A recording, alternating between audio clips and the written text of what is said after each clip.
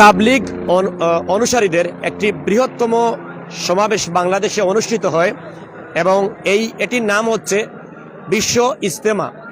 এই বিশ্ব ইজতেমা ঢাকা টঙ্গী তুরাগ নদীর তীরে অনুষ্ঠিত হয় এবং মুসলিম উম্মাহ যারা রয়েছেন, তাবলিগ অনুসারী যারা রয়েছেন, তারা এখানে আসেন সারা বিশ্ব থেকে। অনুষ্ঠিত হচ্ছে 13, 14, 15 জানুয়ারি এবং তাবলিগ আরবি শব্দ বালাগ শব্দ থেকে আগত, যার শাব্দিক অর্থ পৌঁছানো, প্রচার করা, প্রসার করা, বয়ান করা, চেষ্টা করা, দান করা ইত্যাদি। পরিভাষায় একজনের অর্জিত জ্ঞান বা শিক্ষা নিজ ইচ্ছা ও চেষ্টার মাধ্যমে অন্যের কাছে পৌঁছানোকে তাবলিগ বলে। বিশ্বনবী সাল্লাল্লাহু আলাইহি ওয়াসাল্লাম প্রেক্ষিতে বলেছেন, আমার পক্ষ থেকে একটি মাত্র বাণী হলেও তা অন্যের কাছে পৌঁছে দাও। টঙ্গীর তুরাগ নদীর তীরে নিয়মিত অনুষ্ঠিত হয়ে আসছে বিশ্ব ইজতেমা। 2011 সাল থেকে একসাথে এত ধর্মপ্রাণ মানুষের সংকুলান না হয় দুপর্বে ইজতেমা চলার সিদ্ধান্ত হয়। সেই ধারাবাহিকতায় এবার মুসলিম বিশ্বের দ্বিতীয় বৃহত্তম এ সম্মেলন অনুষ্ঠিত হচ্ছে। ইজতেমার ইতিহাস রয়েছে আজ থেকে প্রায় 100 বর্ষে আগে 1927 খ্রিস্টাব্দে মাওলানা ইলিয়াস রহমতুল্লাহ ভারতের উত্তরপ্রদেশের সাহারানপুর এলাকায় ইসলামী দাওয়াত তথা তাবলিগের প্রবর্তন করেন এবং একই সঙ্গে এলাকাভিত্তিক সম্মেলন বা ইজতেমার আয়োজন করেন। এরই ধারাবাহিকতায় তা বাংলাদেশে সহ সারা বিশ্বে ছড়িয়ে পড়ে দিন দিন বাড়তে থাকে তাবলিগের প্রচার প্রসার ও ব্যাপকতা। তাবলিগের সাথী সংখ্যা বৃদ্ধির কারণে 1963 সাল থেকে টঙ্গীতে ইজতেমার আয়োজন শুরু হয়। বাংলাদেশে বিশ্ব ইজতেমার আয়োজন নিয়ে আমরা কথা বলবো আপনাদের সাথে এবং আমরা এখানে দেখছি আজকে অনেক ধর্মাবলম্বীরা এসেছেন মুসলিম ধর্মে বাংলাদেশের বিভিন্ন জায়গা থেকে। আপনি কোন জায়গা থেকে আসছেন? আমি আইছি গাজীপুর মিরেবাজার থেকে।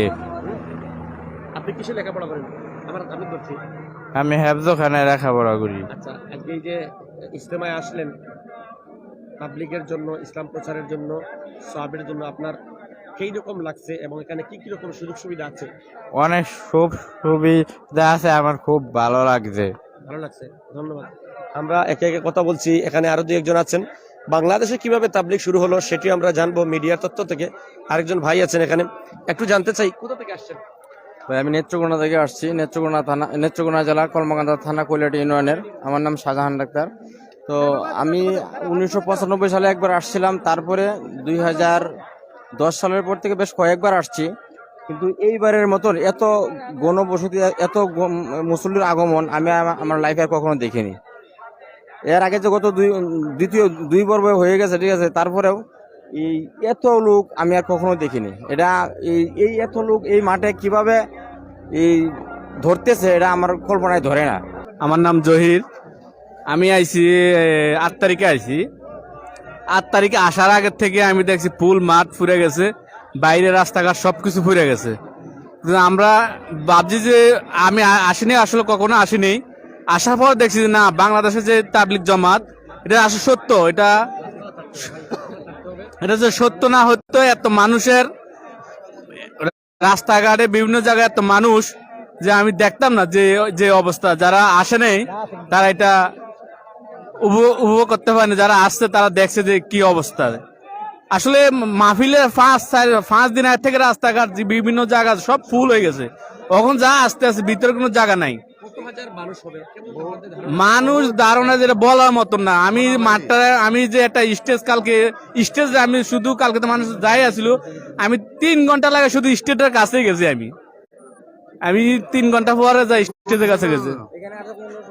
না, সমস্যা হয়নি, তবে বিভিন্ন জায়গায় যে মানুষ বিভিন্ন অজু এতটা যে মানুষ স্বাভাবিক সমস্যা তো হইতে পারে, কারণ গোসলের বাথরুম সবকিছুতে একটু তো হাজার হাজার মানুষ, এইগুলো তো আর সমস্যা একটু থাকতে পারে।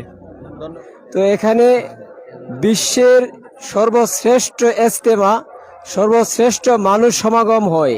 বিশ্বের আর কোনো দেশে আর কোথাও এত মানুষের সমাগম হয় না।